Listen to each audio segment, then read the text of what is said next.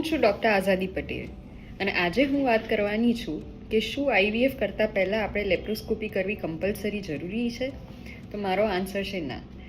If IVF કરવાનું નક્કી છે તો લેપ્રોસ્કોપી કરવાનું કમ્પલસરી નથી અને કદાચ કરાવવું પણ ન જોઈએ, કારણ કે એ એડિશનલ ઓપરેશન છે જેની કદાચ જરૂર નથી આઈવીએફ, કારણ કે તમે કરાવી રહ્યા છો. પણ હા, જો તમારે અંડાશય ક્યાંક ચોંટી ગયા હોય જેનાથી તમારા આઈવીએફ સ્પેશિયાલિસ્ટને એનામાંથી બીજ કાઢવાનું ડિફિકલ્ટ લાગે કે પ્રોસિજર વધારે ડિફિકલ્ટ થઈ શકે એમ છે, કાં તો એન્ડોમેટ્રિયોસિસ નામની સિસ્ટ હોય જે બીજને એક્સેસ કરવામાં નડી શકે એમ હોય કે એવા કોઈ બી રીઝન હોય તો પછી લેપ્રોસ્કોપીની જરૂર પડતી હોય છે આઈવીએફ કરતાં પહેલાં.